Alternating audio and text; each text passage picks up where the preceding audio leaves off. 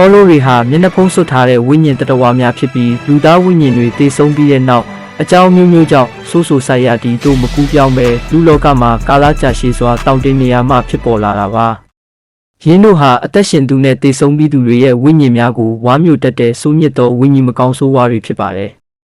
လူသေးဝိညာဉ်တစ်ခုဟာဒီလိုအချက်တွေကြောင့်ဟောလိုဖြစ်သွားပါတယ်ဝိညာဉ်တွေဟာမိမိချစ်ရသူကိုခွဲမသွားနိုင်တာဒါမှမဟုတ်ရန်ညှိုးထားခြင်းတွေကြောင့်လူလောကမှာတောင့်တင်းလာပါတယ်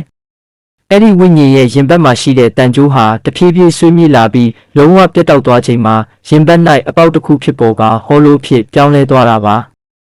အဲ့ဒီအပေါက်ဟာလက်ကောင်းတို့တွင်နှလုံးသားဒါမှမဟုတ်ခံစားချက်မရှိတော့ကြောင်းပြသနေတာပါ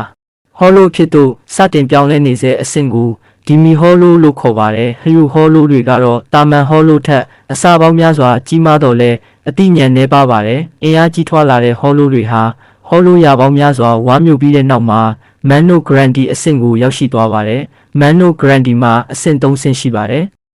ပထမဆုံးဂေးလိုက်ရန်တွေကတော့အနှိမ့်ဆုံးဖြစ်ပြီးအရွယ်အစားကြီးမားတော့လဲဉာဏ်ရည်နှိမ့်ပါတယ်ဒုတိယအဆင့်အဂျူကတ်အဆင့်မှာတော့ဂေးလျံတွေထက်အရွယ်စားသေးငယ်သွားပြီးအစွမ်းပိုထက်ကအတိညာဉ်မြင့်မားလာပါတယ်အဂျူကတ်တွေဟာဟောလိုတွေကိုဆက်လက်မစားသုံးပါကဂေးလျံအဆင့်ကိုပြန်ကျသွားနိုင်ပါတယ်နောက်ဆုံးဘာစတိုလော်ဒီတွေကတော့ဟောလိုတွေထဲမှာအမြင့်ဆုံးနဲ့အရှားပါဆုံးအဆင့်တွေပါလူသားတွေနဲ့အရွယ်စားတူပြီးသူတို့ရဲ့အစွမ်းဟာကပတိန်လည်းပဲရှီနီဂါမီတွေထက်တောင်တားလုံးနိုင်ပါတယ်အဂျူကတ်နဲ့ဘာစတိုလော်ဒီအဆင့်တွေဟာသူတို့ရဲ့ဟောလိုမတ်တွေကိုခွာချလိုက်ပြီးသူတို့ရဲ့မူလခန္ဓာကိုယ်နဲ့အစွမ်းတွေကိုလူသားပုံစံအဖြစ်ချုပ်လိုက်ပါတယ်ဒါတွေကိုအာရန်ဂါလို့ခေါ်ပါတယ်အာရန်ဂါတွေဟာသူတို့ရဲ့ပိုရှန်နေတဲ့အစွမ်းတွေနဲ့မူလဟောလိုပုံစံတွေကိုဇမန်တို့လူသားတွေထဲမှာထည့်သွင်းချိတ်ပိတ်ထားကြပါတယ်သူတို့ရဲ့အစွမ်းကိုဓာတ်စီကနေထုတ်လွှတ်လိုက်တဲ့အခါမှာတော့မူလဟောလိုပုံစံပြန်ပြောင်းသွားနိုင်ပါတယ်ဒါကိုအာရန်ဂါတွေရဲ့ resurrection လို့ခေါ်ပါတယ်အနှစ်ချုပ်ရရင်ဂေးလက်ရန်အဂျူကတ်နဲ့ဘာစတိုလော်ဒီဆိုတာကဟောလိုတကောင်ရဲ့တဘာဝအတိုင်းကြီးထွားမှုအဆင့်တန်းတွေပါအာရန်ဂါကတော့အဲ့ဒီအဆင့်တွေကတစ်ခုခုမှရှိနေစဉ်မျက်နှာဖုံးကိုချွတ်လိုက်လို့ရရှိလာတဲ့အသွင်သစ်ကိုခေါ်တာဖြစ်ပါတယ်အာရန်ဂါတွေမှာနံပါတ်စဉ်တွေရှိကြပြီးနံပါတ်1ကနေ10အထိကိုအက်စပါရာလို့ခေါ်ပါတယ်အက်စပါရာတွေရဲ့နံပါတ်စဉ်တွေဟာသူတို့ရဲ့စွမ်းအားကြီးမှုအပေါ်မူတည်ပြီးအဆင့်လိုက်ပေးထားတာပါနံပါတ်7မှ69အထိရှိတဲ့အာရန်ဂါတွေကိုမြူမီရိုစ်လို့ခေါ်ပါတယ်သူတို့ရဲ့နံပါတ်ကြတော့အက်စပါရာတွေလိုစွမ်းအားလိုက်တတ်မှတ်တာမဟုတ်ပဲသူတို့အာရန်ဂါအဖြစ်ပြောင်းလဲလာတဲ့အစီအစဉ်တိုင်းပေးထားတာပါသူတို့တွေထဲမှာမှအရေးချင်းရှိသူတွေကိုအက်စပါရာတွေရဲ့ဖရန်စီယွန်တွေအဖြစ်ခန့်အပ်ပါတယ်နံပါတ်100ကျော်ရှိတဲ့ပရီဗာရွန်အက်စပါရာတွေကတော့ရခင်ကအက်စပါရာတွေဖြစ်ခဲ့ပြီးအခုခါမှာတော့ယာဒူးကနေဖယ်ရှားခံလိုက်ရသူတွေဖြစ်ပါတယ်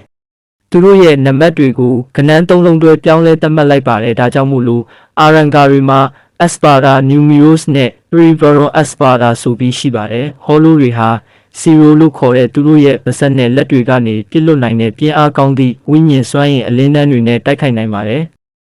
သူတို့မှာခန္ဓာကိုယ်တရားများကိုအလွန်လင်းမြန်စွာပြန်လည်ကုသနိုင်စွမ်းရှိပါတယ်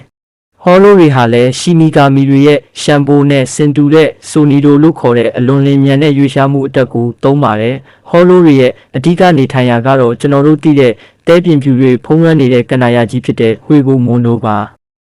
ဟွေဂိုမွန်ဒိုရဲ့အောက်ခြေမှာဂေးလက်ရန်တွေအဂျူကတ်တွေထောင်တောင်းချီနေထိုင်ကြတဲ့မန်နိုတော်အုပ်ကြီးရှိပါတယ်လက်စနိုချက်ကတော့ဟွေဂိုမွန်ဒိုရဲ့အရှင်သခင်တွေနဲ့အာရန်ဂါတွေအဓိကနေထိုင်တာပါ